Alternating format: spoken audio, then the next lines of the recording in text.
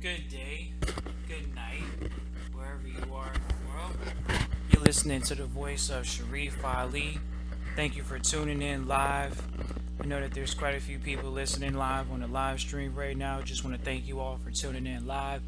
I want to thank you all for tuning in the replay. This episode is going to be the mindset of a wealthy person. Just want to say that this is going to be a good episode. I want to start out as we always do, thanking the universe and the creator for bringing us here to actually talk about this information. As you all know, that I am Sharif Ali, a private wealth trustee trainer. I have a trustee system in place, or a trust training system in place to help individuals learn how to own nothing, control everything, utilizing trust and things of that nature. Learning that title incurs liability, and liability in turn has taxes associated with it. So a lot of times when people are thinking about why they're being taxed, and a lot of people say taxes aren't legal and things of that nature, they're perfectly legal for the owner, because the owner is liable for everything. That's always the case. So taxes chase title, and liability is always associated with title, and title in this respect is dealing with ownership.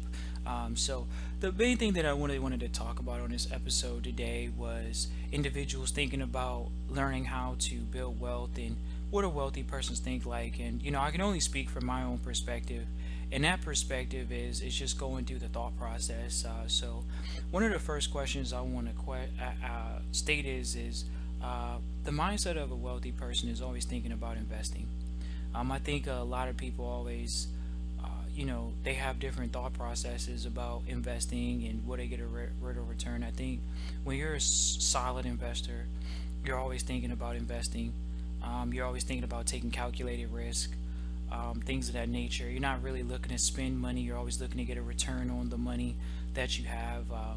The mindset of a wealthy person is that they know that money's not theirs. We all know that the federal government, or the government in general, or even the Federal Reserve, they make the money that we're so-called using, especially when it comes to Federal Reserve notes. So we already know that that's a tool.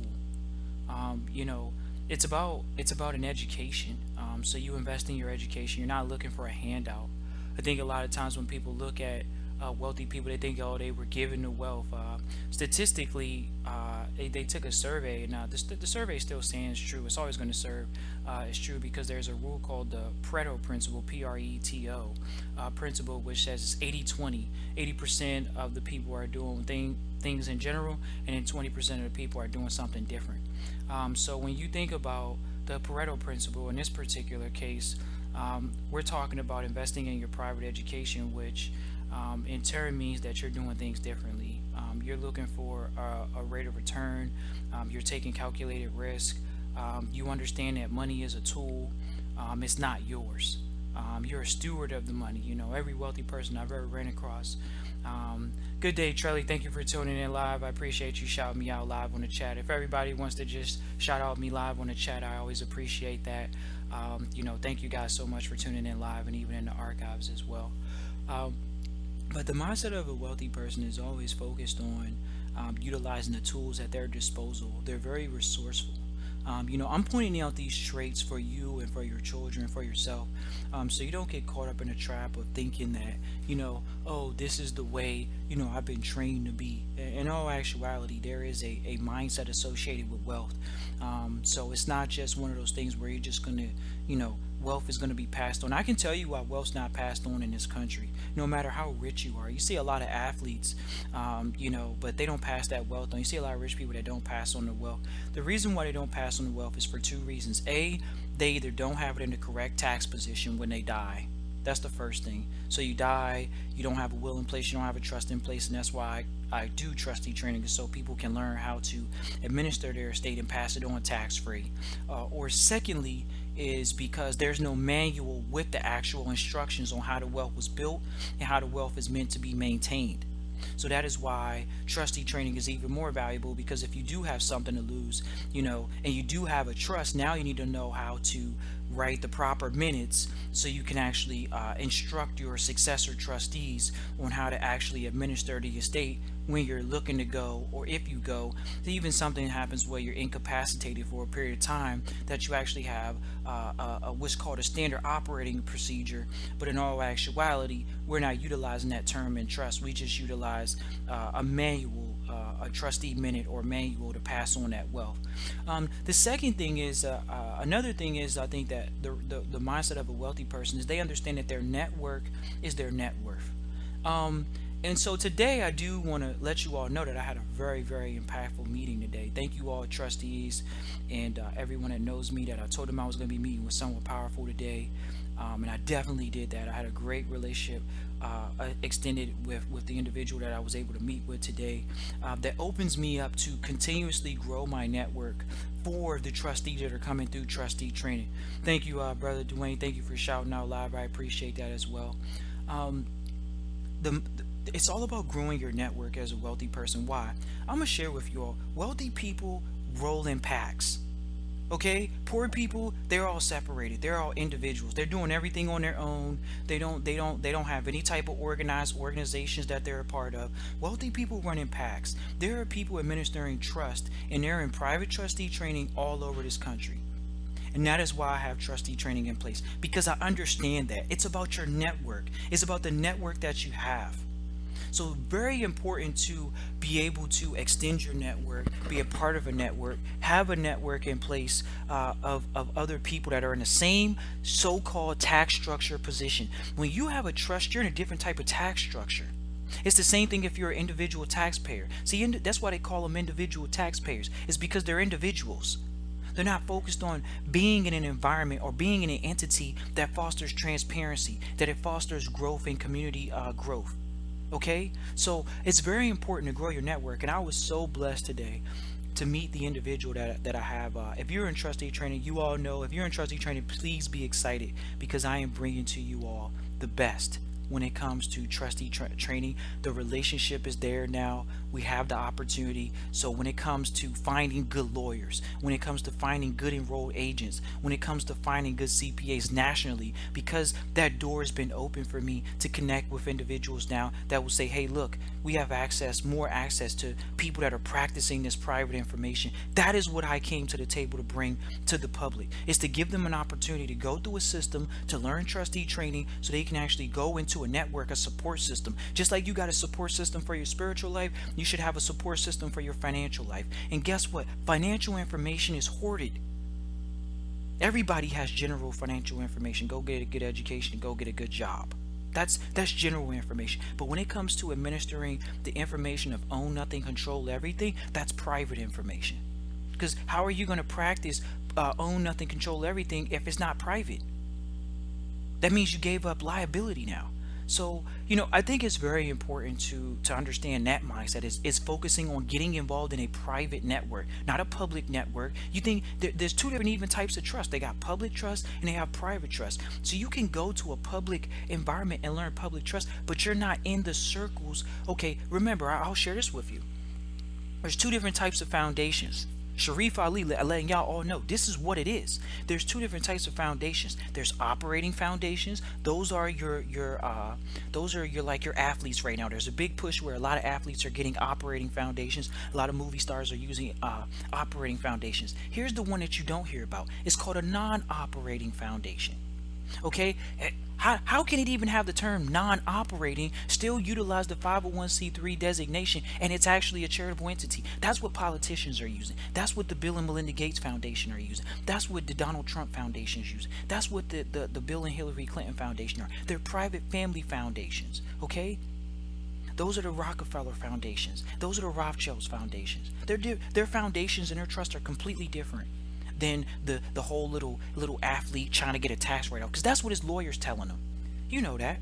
The lawyer's telling that athlete to get that foundation so he can get a tax write-off. Well, guess what? The wealthy are utilizing that foundation as a tax write-off, and as well how to not even pay taxes at all and minimize their tax liability and pass on wealth generationally without having any tax encumbrance going to their children. So it's very important to be a part of a private network that we utilize in private trustee training, so you can understand that. Understanding the value of having the network where you all can network with as other entrepreneurs. That's another thing. The mindset of a wealthy person is they're an entrepreneur. How you gonna get wealthy being an employee? You all can't name one wealthy employee that you know of. I don't know one. I don't know. There's a lot of rich ones. I call them rich because wealth is something that's passed on to your children. And that's the second thing that I want to point out, or one of the things I want to point out, is that a wealthy person thinks about passing on wealth to their children. If you're not thinking about passing wealth on to your children, you're selfish. That's why the country's in the position it's in, because everybody wants to be an individual taxpayer. They don't want to think about passing on wealth to their children tax free. If you think that there are other individuals in the public, such as me, Sharif Ali, on the public platforms talking about private trust, you're sadly mistaken. They're not. Why? Because public people are liabilities. Why are public people liabilities? Because they want to own everything. They've been taught their entire life to own everything. They haven't been taught or educated on how to own nothing, control everything, to minimize your tax liability, to not be focused on owning anything, but be a steward of the money. Let me give you another point of a wealthy person outside of passing on a legacy. They're focused on growing their wealth. They're called true capitalists. That means they're not giving no money away. So when you're mad at rich people for not paying taxes, that's called a capitalist. You have to make a decision on whether you're going to be a capitalist. And guess what? Not only are they capitalists, they're the ones that put these social programs in place. The social programs that the average individual is benefiting from, they put it in place. Rich people put social programs in place. Last time I checked, poor people can't help poor people. So poor people didn't write a social program to put put a program in place to help out more poor people. Rich people did. So when you think rich people are bad or wealthy people are bad, that's not the case. They actually understand that they can control the growing of the charity a lot more efficiently than the government. Because when you see what happens now where these politicians are making their careers out of being a politician, look at them. Look at them. I mean, the country is 19 trillion, 20 trillion in debt. If a politician was so smart, because these are regular people, okay? They're not untouchable. Did you know that they were just like me and you? Once again, the average millionaire, they say 80% of them are first generation millionaires. Bill Gates was a first generation millionaire. Steve Jobs was first generation billionaire. Oprah is a first generation billionaire. She didn't just like, oh, my family gave me the money. But guess what? I can guarantee you all one thing. Oprah is operating through a private family foundation. I can connect you with sources that will actually share with you that. She's not just operating from a foundation. She's operating from a private family foundation. I can also share with you, she utilizes insurance policies. So when people say, oh, why would I get an insurance policy? Why would I get an insurance policy? That's for people when they die. Why does she have one? Because it's a tool for wealthy people to hide their wealth. Did you know if you put your insurance policy, if you have an insurance policy, if you're married, that your spouse can't have access to that in a divorce? Those are tools of the wealthy. See, people think, oh, they need to have all these different type of schemes in place. No, they just utilize tools that no one wants to use because they're a part of the 20%, which really makes them in the 1%. And 80% of the people are walking around talking about, oh, I'm going to have an IRA, I'm going to have a 401k, and all those things are government regulated. Did you know that insurance policies are not government regulated? They're private contracts between you and the insurance policy. See, you won't get that education if you're not a part of a private wealth building community. If you're just around, let me watch the TV and see what Susie Orman or what's the other guy, Dave Ramsey says, have fun with that. But they're telling you to save your way to wealth. How are you going to save your way to wealth when the money that you have in your pocket when it comes to the dollar bills are going down in value every single day? And everyone knows that. You ask the average person walking down the street, do you think their dollar is more valuable today than it was 5 years ago? They'll tell you it is. But if you say, what about 5 to 20 years from now? Do you think your dollar is going to be the same value that it is? And they'll tell you no.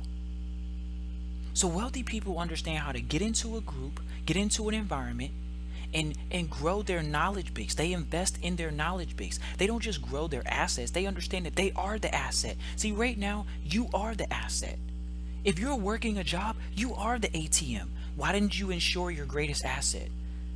So people have this big adversity for life insurance, but they're not insuring their greatest asset. They insure their car, they insure their house, they insure, their boat, but they're not insuring themselves. See, wealthy people understand the tools that are for you. Yeah, you should insure your house. Yeah, you should insure the car. But you also should insure yourself first. Did you know that wealthy people utilize those policies to pay themselves first? You having insurance on yourself as a wealthy person is a form of paying yourself first. Everyone wants to be biblical and it says, oh, save 10% for yourself first and then pay the other 10% to God and all this good stuff. Why aren't you doing that? Why aren't you paying yourself first? Why aren't you setting up private charitable entities to pass on charity? You can utilize that private charitable entity to do good. So the mindset of a wealthy person is always about passing on a legacy. When you see their names are looking to be etched through for ages. And I know that this information is long-term thinking, so I'm not talking to everybody. This information is not for everybody. Everybody's not going to put themselves in a position to study.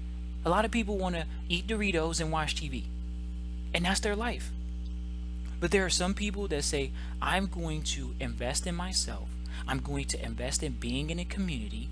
I'm going to fly across the country. I'm going to fly out the country. And I'm going to become a part of a private wealth network. If you think that you can be wealthy and be by yourself, you have to point out an example of me that's doing that. Because that's not the case. Wealthy people roll in packs. They work together. They don't want to work with people that are not in that position. And they're focused on building legacies. They're focused on long-term thinking. When people say, well, what assets are they purchasing? I can tell you what assets they're purchasing. And I'm going to give you a great example. But one of the first ones is that insurance policy. That's the first thing. They know that they have to insure themselves. That's why you see it as, in the public, you'll see it, and you all should do your research. It's called key man insurance. That means that the most valuable asset, the CEO, the top dog, he has the insurance policy on him from the company. He's not paying out of pocket to have the insurance on himself like the employees do, the underlings. He actually has an insurance policy out on him because the company says you're the most valuable entity or the valuable person in this case. That's called key man insurance. Look it up. That's what wealthy people think. Like, how can I insure my greatest asset, my brain, my health? They don't have a problem with investing in their health. They understand that their health is their wealth. So they focus on that. It's a write-off. The second thing that they do is they learn how to preserve their wealth in a tangible asset. What's a tangible asset? See, people think tangible assets are dollar bills. They're not. They're a depreciating asset. Okay, why? It gives you something today. That's why we call it an asset. But it's actually losing value by the minute. And you all know that. So what are they saving? They're saving gold and silver. Why are they saving gold and silver? A, it's a finite amount of gold and silver on the planet. You all can do your research. There are things called gold and silver deposits. They're from asteroids. They're not. The earth is not, the gold is not, they're not finding liquid gold where it's just flowing through the stream. It's sitting in a hard, tangible form. Gold and silver and precious metals are sitting in a hard, tangible form. It's not a diamond. You want to know what a diamond is? A diamond is carbon and it's fused through pressure. You have to, see, wealthy people research what assets are and they understand which ones to have and which ones not to. So diamonds are definitely ones to hold. Okay, definitely. But so are gold and silver because it's a finite amount on the planet. They understand that. They did the research. So now that they have gold and silver, guess what? The same dollar bills that you're receiving, you actually can save it in gold and silver. So, bam, once you have gold and silver, that holds the value of your worth, of your previous labor. Because you got paid in dollars, you got your $15 an hour, you got your $20 an hour, you got your $30 an hour. That's legitimate, no doubt about it. But you took that paper, which is called a currency, and converted it into a hard, tangible asset, which is gold and silver. That is what they save. That's not what they invest in. They save gold and silver because it's a finite amount and it saves their labor. It saves their previous energy. Every time I reach in my pocket and I pull out and I hold that gold and silver coin in my pocket, that is my labor from when I was 21 years old, when I made an hourly rate. Guess what? That silver never went to zero. That gold never went to zero. So let's just say I purchased the gold maybe 10 years ago. Okay, that gold was worth $700.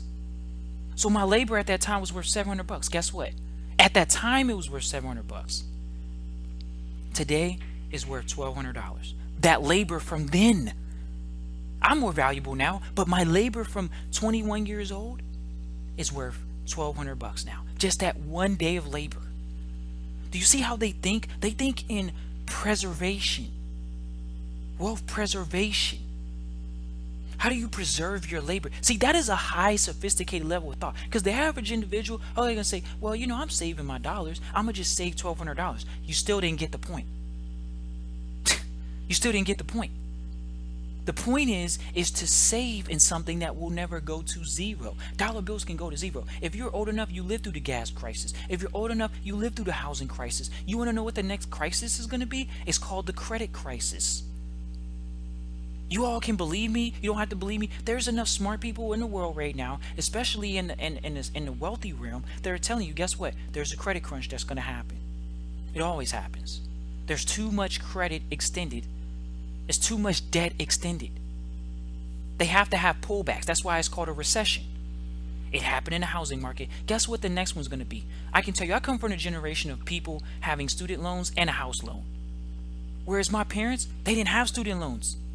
They paid their school off. They worked through school. The average person can't work through school. They just go to school. They just take out the full student loan. Guess what? The student loan bubble is here now. Fannie Mae and what is that? Not Fannie Mae, Sallie Mae. My bad. You all heard about Freddie Mae and Fannie Mae.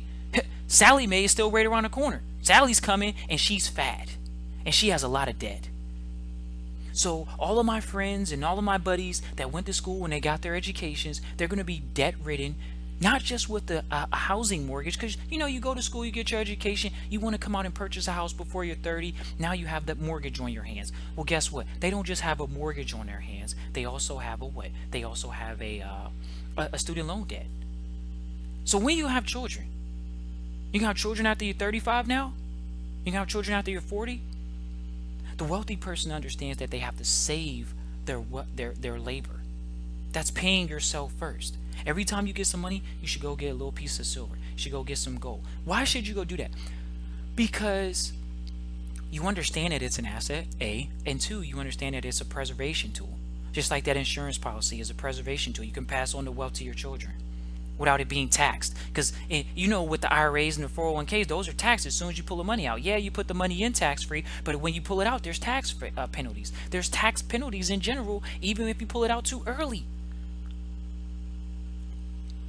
So that's what wealthy people are thinking like when it comes to asset protection, wealth preservation. They're putting the money in hard, tangible assets. Okay. Another thing is they're putting it in even more tangible assets, collectible art, cars that appreciate in value, tangible assets such as diamonds and pearls. Those are things that are a finite amount. They acquire assets. You are supposed to be working for assets. You're the number one asset, and you're supposed to acquire more asset. Most people have the complete different opposite. They think that they're a debt incurring instrument, and then all they do is incur debt incurring. They're incurring more debt. Just get debt. That's not how a wealthy person thinks. Wealthy people think about acquiring assets that are going to eliminate them from having to acquire more assets, but they keep doing it because they understand that it's a game. I was talking to someone earlier and they said, Sharif, you need to get back to talking about it from a spiritual perspective. And it's so funny that I got away from it. I just kind of got away from it for a little bit. I mean, I've always been spiritual, will stay spiritual, but this is called spiritual insight. Wealthy people are spiritual insiders. They can see the future. Seeing the future is an aspect of having a spiritual insight. It's like your memory. Can you see your memory? No, but your memory is a spiritual faculty. It's a faculty nonetheless. It's like your eyes. You can see with your eyes. You can use your memory and it actually works. That's a spiritual faculty. Memory is a spiritual faculty. Reasoning is a spiritual faculty. If you don't have a good reason, you're going to make bad decisions. It's the same, but can you see your reason? No, you can only see the effects of it. That's like saying, can you see the air? No, you only see the effects of it. That's spiritual. You have to have a spiritual eye for wealth building. Wealth building comes from being able to have delayed gratification. Have a spiritual discipline. Have a discipline. Broke people have bad habits. Rich people have created good habits. That's the facts. They've created good habits. They learn how to monitor their money. They learn how to monitor their health. They learn how to monitor their relationships. That's like saying there's a rich person hang out with a broke person. Not often. So I just want to point out it's about having the foresight and the spiritual insight to look beyond yourself. If you're not trying to help your children for the next generation, isn't that what the Bible says? It says a good man leaves an inheritance to his son. Or why would you not be trying to pass on a legacy to your children? I hear so many broke people say, I'm not giving my children nothing. And if you come from that community, you know how it goes. A lot of broke people, they'll tell their children, I'm not leaving you nothing. And then people think Warren Buffett is doing that. Warren Buffett is telling you what he wants to tell you in the public. Warren Buffett has trust set up, and he has a foundation set up, okay? The reason why he said that he will not pass on the wealth to his grandchildren and children is because they don't want to administer the estate the way he knows how it should be administered, so they don't squander it. So he said, guess what? I'm not giving you nothing if you're not going to come in here and follow the rules that I set in place. Why? He is a billionaire. He did create it. He doesn't need anybody coming in here with any opinions. This is the facts. He's a billionaire for a reason. If you're not going to come in here and follow the rules, then you're not going to get anything. That's why he said what he said. We have a question coming from Jay Madison. How to get the interest off of silver bullion? Okay, once again, and it says, do you have a bullion dealer to get the interest, and do you go somewhere? Okay, so once again, I'm going to point out to you, if you weren't at the beginning of this episode, wealthy people save silver. They don't use it as an investment. The interest that we get from it, when you understand the strategies that we use, the strategies that I use, my partners and I use, it's because we're already in the asset as a savings. And so we know how to collateralize it. One, it's called collateralization. That means that you take an asset and it's in another place for safekeeping, but it has a valuation. Remember, silver and gold does not have a dollar valuation. It's kind of challenging to explain, but I'm gonna do my best to explain. Silver and gold are what man says. If man says it's worth, look right now. If you need silver, if you needed money for your dinner tonight, even though on the stock market it's worth 16 bucks an ounce, and I say, look, if you give me $10, I'll give you my ounce of silver, but on the stock market it's worth $16, would you give it to me? Yeah, you'll give me 10 bucks. Why? Because A, I underbid it than what the market says. But two, I mean, you wanted it for a great price, and we're both getting something out of it. So the price that's set on those assets, the diamonds, the pearls, the rubies, the collectible art, it's what other people perceive. Okay? So that's the interest that you get. You get the interest in holding the asset, not selling the asset. So it's important to save the asset, not sell the asset. So the interest comes from holding the asset and then learning how to use the asset and manipulate it the same way the market tells you that it's worth $16 right now. How is it worth $16? It's worth what the holder has. If the holder says, I need money for my family tonight, and I have an ounce of silver, and someone's gonna buy it for 10 bucks, I'm giving it to them. First person comes to me, I'm giving it to them. Bam, I give it away. Does that mean it's worth 10 bucks now when the stock market says it's worth 16? No, not at all. It's because you hold the asset. Most people don't own their houses. They're purchasing it. But for some odd reason, once again, like I encouraged you all, the philosopher says it's up 17 plus. That means you need to go get it. Still low. Okay, and in the past 10 years, it went up to what, 30 something dollars plus? So don't sleep on the asset because it fluctuates. The only thing that I can guarantee you is that it'll never go to zero. So if you want me to guarantee something, I can guarantee you that wealthy people know that it's never going to go to zero, even though it fluctuates. But that's because of public perception and what we call the stock market. That's not the real value of it. The real value is what you can create a deal for. So the point is that you want to be into assets that you can grow and be in an asset class, particularly when it comes to the gold and silver, and even platinum, palladium, rhodium. Those are all assets that are being used. Okay, so A wealthy person thinks about getting in them and saving in them, holding them, and then increasing their financial knowledge to what we do, or what we know is called collateralization, or practicing ratio trading, learning how to get into the entity, getting to the asset, and actually trade that asset within other asset classes. So it's sort of like, a lot of people want to put their money into the stock market and then get a return. They put their money in and then they want to get the dividend and the interest. Well, that's what we do. The only difference is we never really lose our principal. We're just pulling down interest, and then for the most part we even leave the interest in so it can compound. But if we ever needed, for example, even with the insurance policies, if we needed to get a loan, we just go ahead and take the money out from the interest, not from the principal. Because most people think when you're going to go get your loan now, you're going to borrow against your principal. Even in the house, I had someone tell me earlier that, oh, my a bank told me that I can pull out the equity of my house. Is the equity the principal or the interest? See how they make you pull out the principal value? They don't allow you to pull down the interest that you've been paying, get the interest back. No, they let you pull down the principal. So in a wealthy person's mindset, a wealthy person says, okay, I don't need to touch the principal. Principal is supposed to stay. I need to generate compound interest and pull down percentages of the interest. And I need to always have my money compounding in interest. And that's the mindset of a wealthy person. I'm going to tell you another principle of a wealthy person. They have to have integrity. People asked me recently why I made a business decision to move away from certain groups of people. I moved away because of an integrity issue. It wasn't because of money. We were all making money in a situation, but you have to know when to walk away from a bad deal. I walk away from bad deals. I don't walk away from a good deal. Good deal is a good deal, you know that. But I walk away from a bad deal.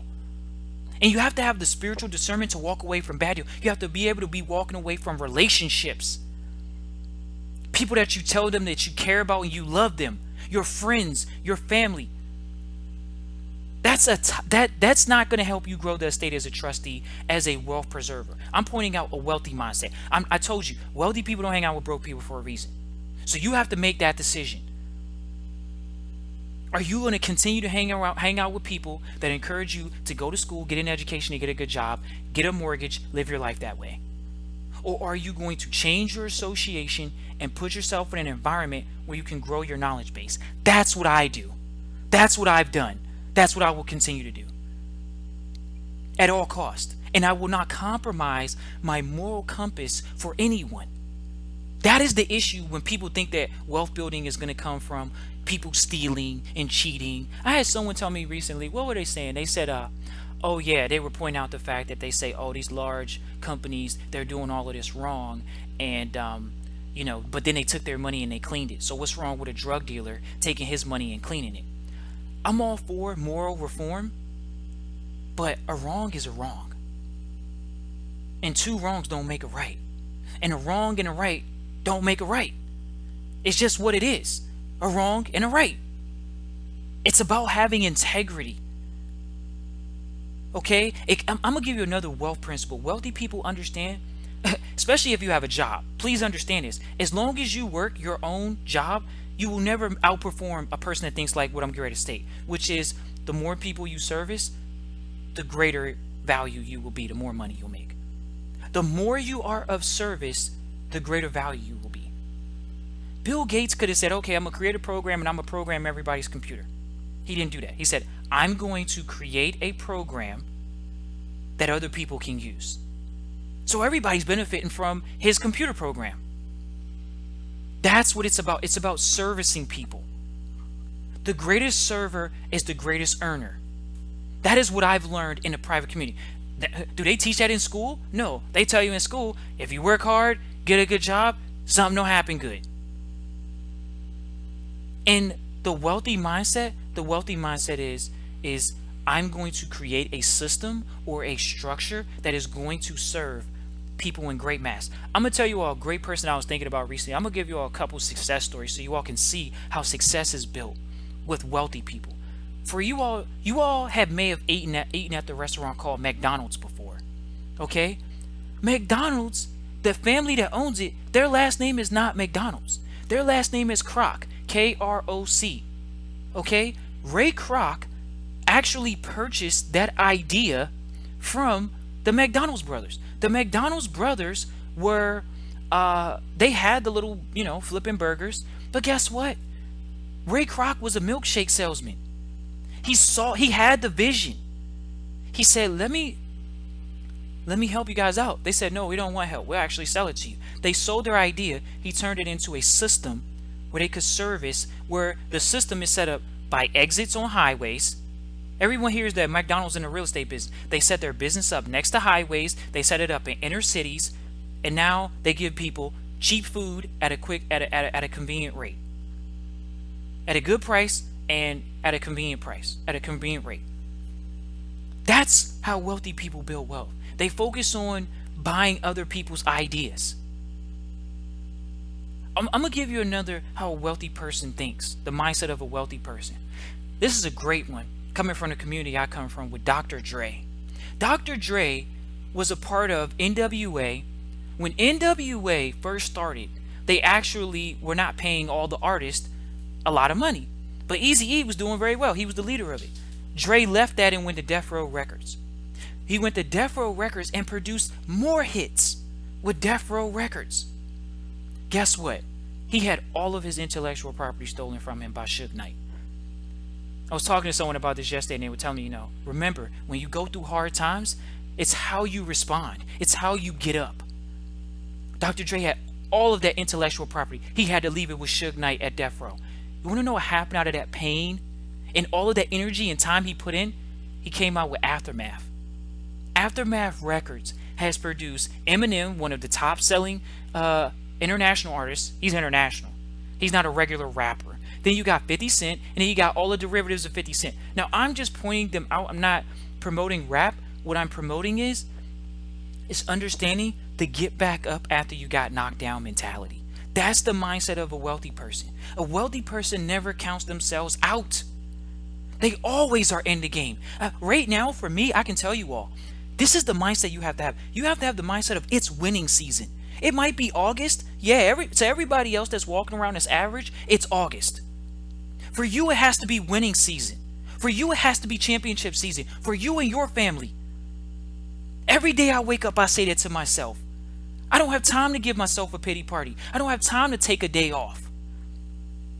Because I think about the legacy that I may not be able to pass on to my children, that I may not be able to pass on to my spouse.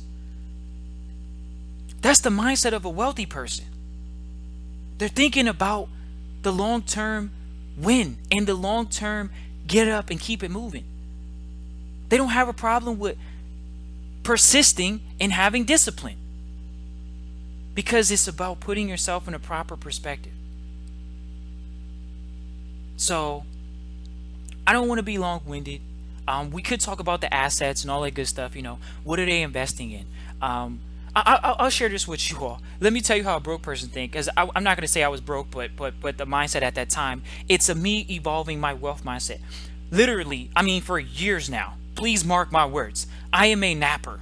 Okay, I take naps. Okay, I've recently associated myself with a group of people, and one person in particular, and they're older than me. And I pride myself on not letting older people outwork me, because it's like, you're older than me, you should be tired. Like, I'm younger, I shouldn't be more tired than you, But I've been taking naps for years. Like, I don't do meetings in the middle of the day. But point being is that I said, okay, recently, just being around these people, I got away from even drinking coffee. That's probably why I was taking naps. But I recently said, okay, let's get back on the coffee. Not to drink coffee because I need to stay awake, but I'm not going to let these people outperform me. That's how wealthy people do. They get around people that stretch them, that made them grow, that forced them to be uncomfortable. Not sitting around your friends complaining about the government. Because the government are nothing more than people that are just like you and me. They just got elected to a position. That simple, period. They're supposed to be our community facilitators. Instead, they've turned into what people call lords and gods, because people want to put them on a pedestal because they're wearing a suit and tie, and they make themselves sound clean and posh. But just remember, you voted for them. And then there's people that say, oh, I don't vote at all. Well, there's a thing called negligence and malfeasance. So you're not even participating in a system that actually is controlling the group. So it's community involvement. So wealthy people have a mindset of developing communities, focusing on assets, investing in their private education. I remember I used to say that all the time. You got to invest in your private education. It ain't a public one. I tell you all the time. I told my mentor, I was like, look, I'm going to go back to school to be a paralegal. He said, why? You hire those people. I said, okay. I came back the next year. I was like, look, I'm about to go to school to be an accountant because I don't know how to do this number stuff too well for the trust. And you know, I gotta be an accountant. He said, why? You hire those people. He left me in the position of trustee because you are nothing more than a steward. You are nothing more than a trustee when you understand private trustee training. That's why I've developed a system of private trustee training. If you all want to enroll in private trustee training, you all can get in it. hfrn.vault@gmail.com. I was with a private trustee today for over 30 years. 30 years. He said it's two decisions you have to make in a trust as a trustee. He said the first one is to grow the corpus of the trust. You have to make the right decision in that. You have to say, all right, it's either good for the trust or bad for the trust. That's the first decision. I have to grow the corpus of the trust. He said, or if you can't do that, you resign. I was like, wow, you resign? Do you understand that's focused on asset growth, not focused on and guess what? He actually said that in respect to if the deal is good. If the deal is good, you're supposed to do the deal. But when we were talking, he also added that once again, that spiritual component of integrity. You have to have an integrity when you're doing business. Otherwise, you have to walk away. And that's what I had to do recently in my life. I had to walk away from relationships and from a business. Why? Because people don't have integrity. And I will never compromise my integrity. And a group and the people that I put into that environment, I will always look at them as I look at myself. Would I want someone to not tell me what's going on? We are adults. We live in America. That's the problem, is it's a lack of transparency. People want to just go on and say it's okay to be broke. How is it okay to be broke? How is it okay to not accomplish your dreams and be bored at some job or crying at some job all the time? So a wealthy person says, I'm going to take the risk on myself and on my spiritual self and say, you know what? My God's got me. My Lord's got me. My universe has got me. My ancestors got me. I never been paid by no man. Have I received currency from them? Yes, I have. But I've never been paid by a man. They didn't even create the money that they're giving me. So how are they paying me? They're just giving me the trade of energy that they got, and that's how it goes. But it's about having that integrity. So I was able to move forth in that respect with the integrity. Not moving forward because of money. That's what it's about. So the 4 keys to wealth. First, you got to protect your wealth. You got to protect it. You got to protect your wealth. That means own nothing, control everything. Why? How do you protect your wealth? You don't own it. You truly practice stewardship, trusteeship. It's in a trust. The second way that you protect it, another key, you preserve it. How do you preserve it? It's in a position now where you have the opportunity to hold it forever if you need it. That's the savings component. That means you're paying yourself worth. A lot of people say pay yourself worth. Preserving your wealth is paying yourself worth first. The third way, you have to grow it. You have to have an entity to grow your wealth. What assets are you using? The life insurance is one of those entities that we utilize in the private strategies, as well the trading of the different things, trading of the assets and things like that, ratio playing, different investments, just different investments. That's an investment. Investments when your money's at risk. Savings is when you're preserving it. The last one, you gotta have it in the correct tax position. What's the correct tax position? It's called non-taxable. So you protect it, you preserve it, you grow it, and you have to have the ability to pass it on tax-free. There are entities that leave you to where you don't have to pay taxes on your wealth. See, everybody doesn't want to be wealthy, get lucky, feel happy. There are a lot of people okay with not being wealthy. this is what I equate wealth to. It's called abundance. How can we have a limited amount of money in supply? How can we have a limited amount of wealth? You want to know what that's called? It's called programming. I don't have that program. I don't say I'm breathing in a limited amount of air. I don't want to limit the amount of love that I have in my life, so I'm not going to limit the amount of money that I have. I don't want to limit the amount of food that I eat. I want to eat it in proper portions, but I don't want to limit it. Okay? So I think I gave out some good info today.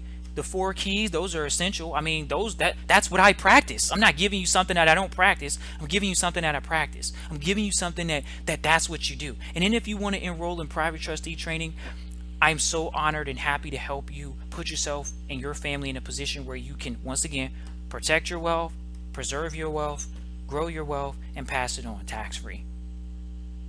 And then do charity with it. I do want to point out, we do charity. This is charity for me. Because guess what? Once again, private people are not in the public just giving out private information. That's why it's called private. But guess what?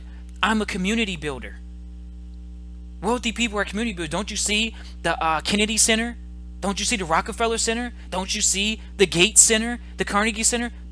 So when you think private people are just trying to hoard money, no, they just know how to create institutions that actually work. Whereas the government's $19 trillion in debt right now. Wow. So I just thank you all for tuning in live. Thank you all for tuning into this replay, even if you've listened this far. It's a pleasure and honor. I told you all I'm doing every single day because my content now has been limited. The people that I worked with in the past, they actually took down all of my content. That's how much integrity they have. And I'm happy because guess what? I get to give you all the 2.0 version of all those episodes. All of those episodes. I'm going to come with all of those episodes now on my YouTube page. Because guess what? I got to practice what I preach. Own nothing, control everything. I control this Sharif Ali YouTube page and this The Vault page. Not someone else just because they're not in a position to benefit off my sweat equity anymore. So thank you all for tuning in live. Thank you all for tuning into the archives. Please email me at hfrn.vault@gmail.com to further your private wealth estate, to grow your wealth estate. I look forward to joining you all in the community. I love to connect with you all on my Facebook page on Sharif Ali, or go on to the Vaults page. Subscribe to this YouTube page so you can actually keep getting updates because I'm coming every single day for at least the month of August. And I just appreciate you all. Go out and win for your family. It's a mindset. I don't think I don't know what it's like to have a bad day, but I haven't had one in years. Why? Because I'm still breathing. I can still do some good in the world. And that's what I'm here to do. I'm here to live out my purpose. You're here to live out a purpose. Live out your purpose. And I don't think it's here to be a bum.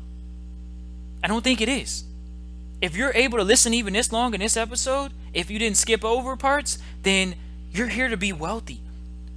You don't need any limits on the air. You don't need any limits on your love. And you don't need any limits on your wealth. You don't need any limits on your happiness. Jobs limit your happiness. I'm not knocking jobs. I'm talking about it's a tool. Don't let the trust isn't everything. The trustee training is a tool. It's to enhance everything. That's why I talk about wealth. Because wealth is abundance. So thank you all for tuning in live or in the archives. Please go out and prosper for your family. For all the men out there, please do what you need to do to make sure your wives are in the happiest position. I appreciate you all for tuning in. Just make sure you're doing what you need to do for your family. It's all about legacy. I understand it. That's why they call them individual taxpayers. Don't be it. Be a family wealth builder. And that is what you're supposed to be here doing. Don't let our families live in the greatest country to build wealth. Everyone's dying. They're coming over here on banana boats. They're flying in here illegally. They're sneaking underground. They're starving themselves to get into the United States. Don't take this opportunity for granted. Every day is an awesome day. Make the most of it. I love you all. Appreciate you all. Look forward to you all joining me in the private hfrn.vault@gmail.com. Peace and blessings and prosperity.